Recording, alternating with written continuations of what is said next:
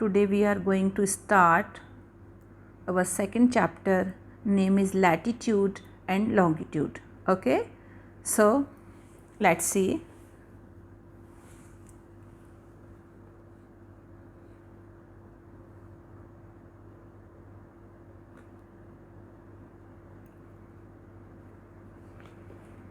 अर्थ, आप सभी ने अर्थ देखा, सुना होगा, पढ़ा होगा कि ये शेप में कैसा है, स्पेरिकल है। कैसा है?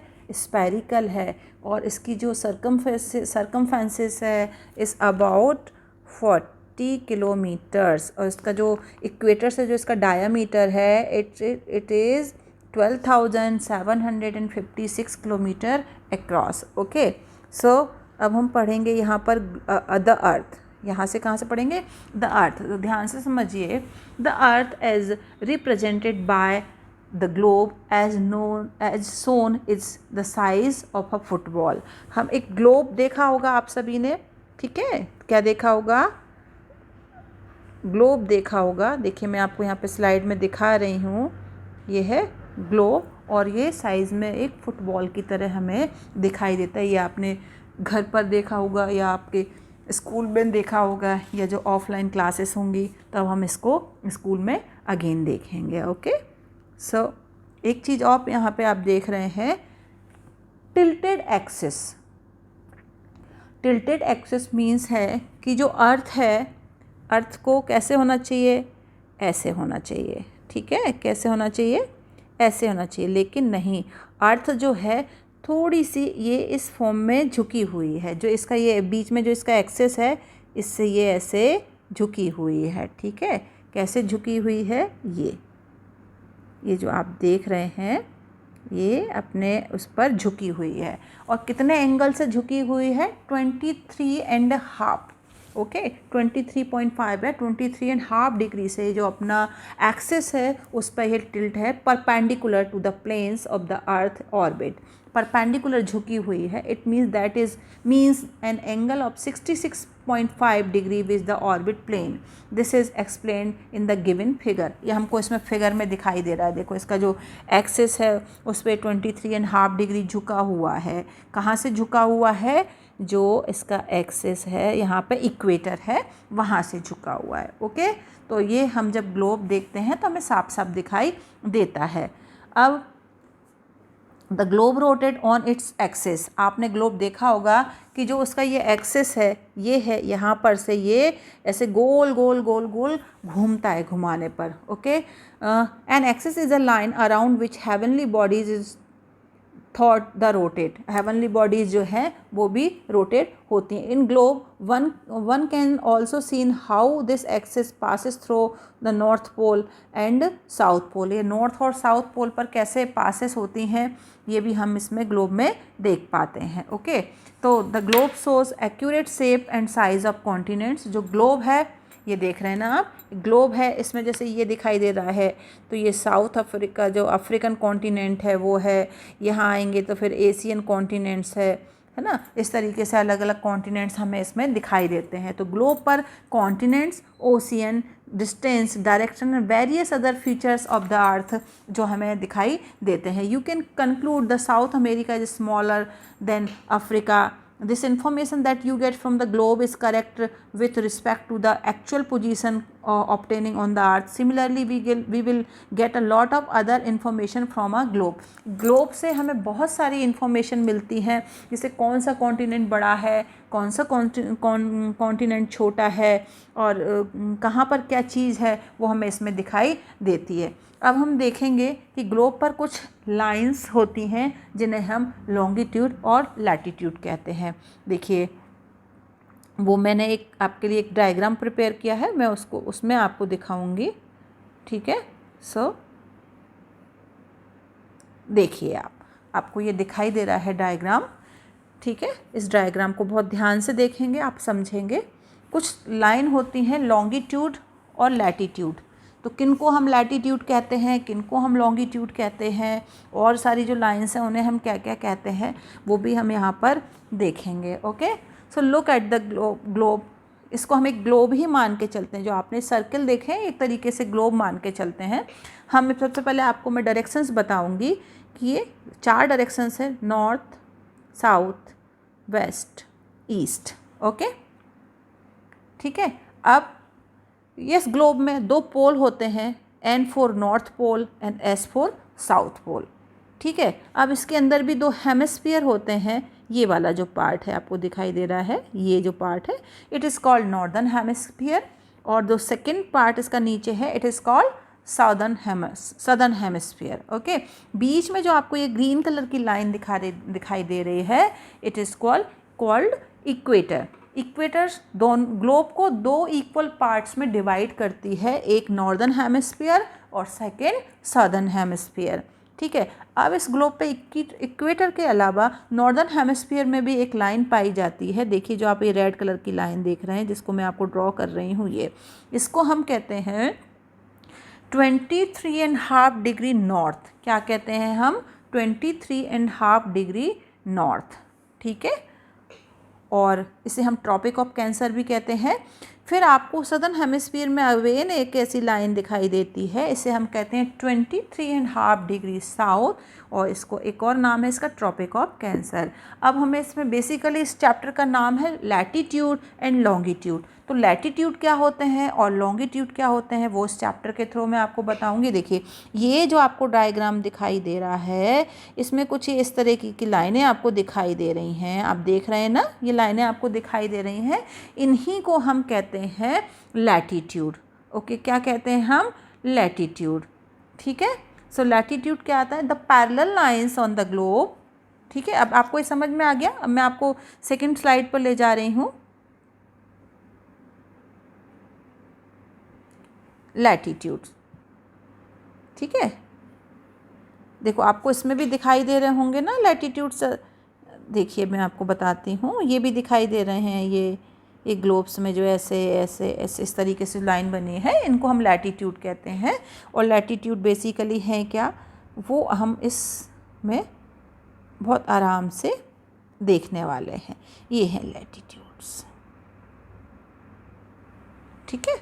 So the parallel lines on the globe represent the latitude. Parallel मतलब एक दूसरे के समानांतर आपको दिखाई दे रही हैं। एक ये रही, फिर इसके पैरेलल ये है, फिर इसके पैरेलल ये है, फिर इसके पैरेलल, फिर ऐसे इस तरीके से दिखाई देती हैं। The parallel lines on the globe represent the latitude. इन्हीं को हम लैटीट्यूड कहते हैं। These parallels of latitude converge into a point on the top and bottom of the globe. Top और बॉटम तक फैली हुई थी। Where the axis passes through these points are known as north pole and south pole. ठीक है। Access 2 हिस्से होते हैं यहाँ पे, जैसे ये है नॉर्थ पोल और ये वाला हिस्सा जो है वो है साउथ पोल। और यहाँ पर हम कह रहे हैं south pole. Okay, is known as the equator. इसके बीच में भी एक लाइन पाई जाती है, एक सर्किल पाया जाता है। देखिए सारा हटा के बताती हूँ।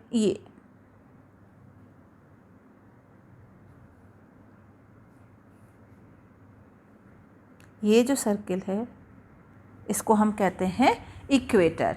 Okay, equator. ठीक। It divide the earth into 2 equal hemisphere. मैंने आपको ऊपर भी बताया कि ये 2 इक्वल हेमिस्फीयर में डिवाइड करती है उसको, अर्थ को। वन इज़ ऊपर वाला नॉर्दर्न हेमिस्फीयर और नीचे वाला, जैसे ये है नॉर्दर्न हेमिस्फीयर और ये है southern hemisphere. Okay, northern hemisphere is a part of the globe that lies the north of the equator and southern hemisphere lies to the south of the equator. ये इक्वेटर के south में है वो southern hemisphere, equator के जो north में है वो नॉर्दर्न हेमिस्फीयर कहते हैं। The line of latitude maintain a uniform in angular distance from each other on the each other based on the properties of the circle. इस पूरे सर्कल में, सर्कल मीन्स मतलब ये पूरे सर्कल में जो ये लाइंस हैं, जो पैरेलल लाइंस हैं, वे कुछ एक डिस्टेंस मेंटेन करती हैं आपस में। ठीक है, कुछ एंगुलर डिस्टेंस मेंटेन करती हैं। As seen in the given diagram the equator has. अब हम नेक्स्ट पेज पर आ रहे हैं, सॉरी हम नेक्स्ट पेज पर आ रहे हैं। ये जो लाइनें आप देख रहे हैं ये ये आपको दिखाई दे रही हैं, ये दिखाई दे रही हैं। ओके, सो डिस्टेंस जो equator as seen the given diagram the equator has 0 degree. जो यहाँ पे 0 डिग्री होगा, सॉरी, जो यहाँ पे 0 डिग्री होगा वो होगा equator. Okay, other lines drawn at a distance of 1 angle degree, और हर लाइन जो है वो 1 डिग्री के एंगल से दूर है। North and south of the equator go an in circle in value of reducing in length till the converse into a point. आप देखेंगे कि जैसे जैसे हम ऊपर जाते जा रहे हैं इनकी जो लेंथ है वो छोटी होती जा रही है। देखिए, पहले बड़ी थी, फिर छोटी हुई, फिर छोटी हुई, इस तरीके से इनकी जो लेंथ है वो छोटी होती जा रही है। ठीक है, this is now north pole and the south pole measure 90 degree each. तो इनको 90 डिग्री ईच में नापते हैं हम। द लेटर N4 और S is added to indicator whether a place lies toward north and south of the equator which specify the latitude of a place। जो S4 यहाँ पे साउथ है और N4 यहाँ पर नॉर्थ है। ओके, तो अभी आपने पढ़ लिया लैटिट्यूड और लॉन्गिट्यूड। ठीक है, अब हम फिर से पहले की स्लाइड में आएंगे।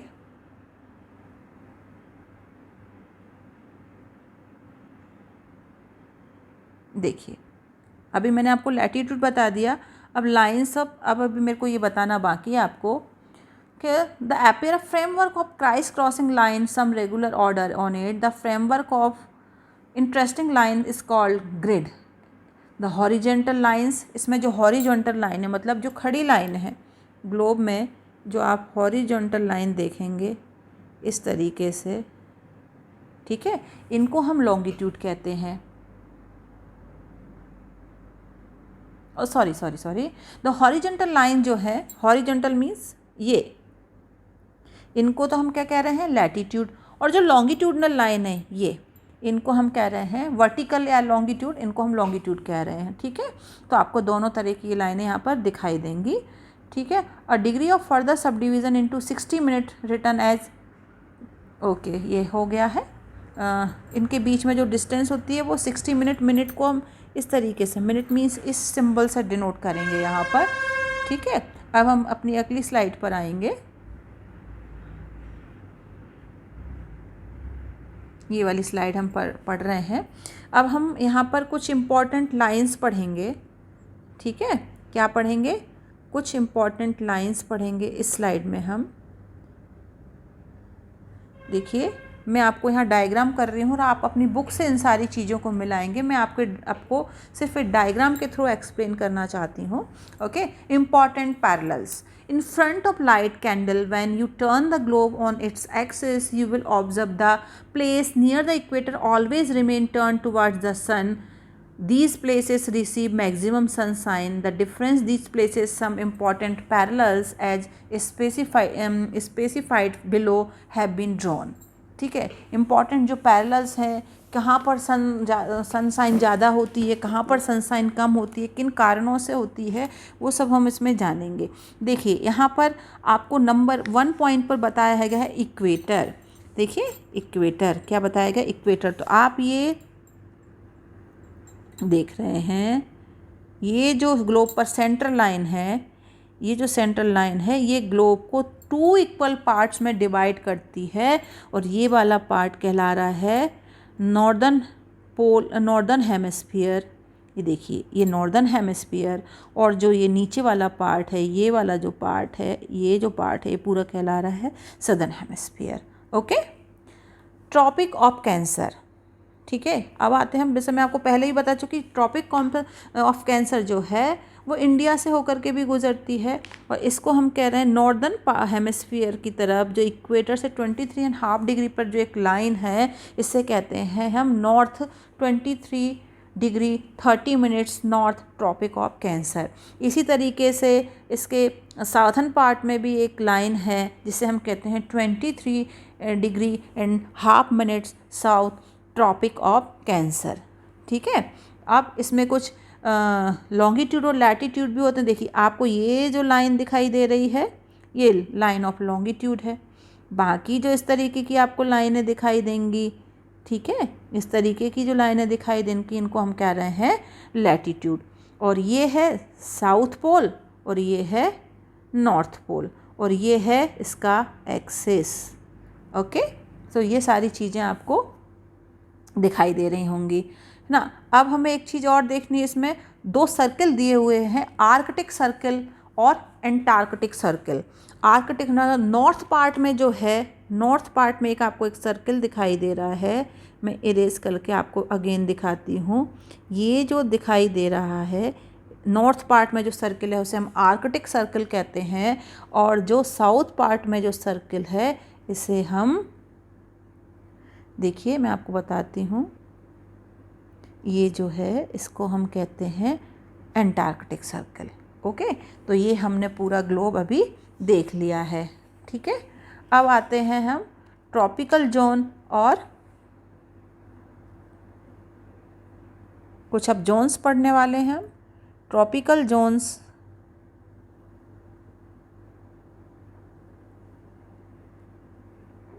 और torrid zones. It is the hottest, नहीं पहले हम क्लाइमेट और हीट जोन्स पढ़ लेते हैं। The parallels of latitude are drawn based on the angle of incidence of the sun on the angle at which the sun shine overhead. Sun shine in latitude के according इन पर पड़ती रहती है। The above mentioned parallels of latitude help demarcate certain zones or regions between them which have similar climate conditions. ठीक है, they are there for called climatic और heat zone, इनको climatic और हीट जोन कहते हैं। अब आगे हम देखते हैं कि जो ट्रॉपिकल जोन है और जो टॉरिड जोन है वो क्या होते हैं। It is the hottest zone of the earth, ये जो सबसे ज़्यादा गर्म जोन है वो होते हैं यहाँ पे। This line zones like between the Tropic of Cancer and the Tropic of Capricorn. ये जो जोन होते हैं मैंने आपको अभी बताया था, देखेंगे आप कि ये जो वाला पार्ट है जोन जो है ये ट्रॉपिक ऑफ कैंसर वाला और ये ट्रॉपिक ऑफ कैप्रिकॉन वाला। Okay, the sun is always over head at noon at one place और the other during the year is this zone. जो हम देखते हैं कि नून में जो सन है वो बिल्कुल ओवर हेड होता है, सर के ऊपर होता है, पूरे साल भर लगभग ऐसा रहता है। The zone receive direct rays on the earth and there for remain hot throughout the year. तो जब ओवरहेड होता है, सीधा होता है, तो इस जून पे ये जो जोन है इस पे सन की पूरी सीधे लाइट पड़ती है और इसीलिए जो ये जोन है वो उस समय गर्म होते हैं। ठीक है, the Tropic of Cancer passes midway through India. जो ये ट्रॉपिक ऑफ कैंसर है जो इंडिया से भी पास होती है, निकलती है। The southern half of India lies in this zone. Bharat का जो दक्षिणी वाला भाग है, साउथर्न वाला जो पार्ट है वो लगभग इस जोन में आता है। That is why it is hot in south India. और इसी का रीज़न है कि ये ट्रॉपिक ऑफ कैंसर के पास होने के कारण ही जो साउथर्न पार्ट है इंडिया का, जो साउथ इंडिया हम जिसे कहते हैं, वहाँ पर ज़्यादा गर्मी पड़ती है। ओके, अब टेम्परेट जोन अभी तो हमने पढ़ा था। पहला जोन हमने कौन सा पढ़ा है, ट्रॉपिकल जोन और टॉरिड जोन। अब हम पढ़ेंगे टेम्परेट जोन। सो टेम्परेट जोन क्या है ये नेक्स्ट स्लाइड में देखेंगे हम। देखिए नेक्स्ट पेज पर आ रहे हैं हम, ये है टेम्परेट जोन। क्या है ये आप देखेंगे, temperate zone. It lies between the Tropic of Cancer and Arctic Circle. ये कहाँ पर होता है, ट्रॉपिक ऑफ कैंसर और आर्कटिक सर्कल के बीच में। इसके लिए मुझे आपको फिर से पहले वाली स्लाइड पर ले जाना पड़ेगा। देखिए ये आप देख रहे हैं ये जो टेम्परेट जोन है वो कहाँ होता है, आर्कटिक सर्कल। मतलब ये क्या है, आर्कटिक सर्कल यहाँ और ट्रॉपिक ऑफ कैंसर के बीच में, ये इस वाले जोन को हम कहते हैं टेम्परेट जोन। ओके,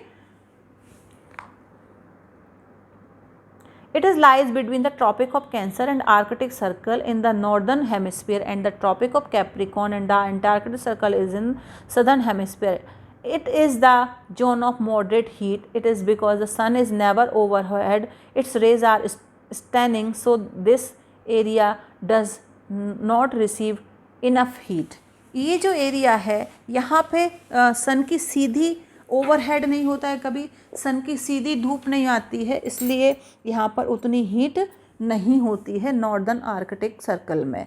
ठीक है, अब हम आते हैं फ्रीज्ड जोन। फ्रीज्ड जोन नीचे हम पढ़ रहे हैं, ये अभी हमने पढ़ा था टेम्परेट जोन और अब हम पढ़ रहे हैं फ्रीज्ड जोन। फ्रीज्ड जोन कौन सा है? They are the coldest zone of the earth. ये जो अर्थ का सबसे ठंडा जोन होता है। These two zones lies beyond the Arctic and Antarctic circle. In these two zones the sun never rises above the horizon. ये कौन से जोन है? अगेन हम अपने ऊपर वाली साइड में आते हैं। ये देखिए, मैं आपको इरेज करके फिर से दिखाती हूँ। ये वाला जो पर्टिकुलर रीजन है, ये देखिए, ये और यहाँ पे ये, इसको आर्कटिक और एंटार्कटिक सर्कल जो है, इस वाला जो रीजन है, यहाँ पर कभी भी जो सन जो है वो हॉरिजॉन्टल नहीं होता है, इसलिए यहाँ पर जो सन रेज है वो डायरेक्ट कभी नहीं पहुँच पाती हैं और यहाँ पर जो ठंड है, जो ठंडा मौसम है वो हमेशा रहता है। इसे हम पोलार रीजन भी कहते हैं, जहाँ the polar reason receive minimum solar energy. जो सन की जो ऊर्जा है, सन की जो सौर ऊष्मा है, वो यहाँ पर बहुत ही कम पहुँचती है। The areas remain frozen for most part of the year. यहाँ पे लगभग साल भर जमा देने वाली ठंड पड़ी होती है। That is why this zone is known as the freeze zone. It has 6 months of daylight and 6 months of night. यहाँ पर 6 महीने दिन और 6 महीने रात रहती है। तो ये आपने पढ़ लिया अभी लैटीट्यूड और आपके जोन्स पढ़ लिए हैं। ठीक है, अब हम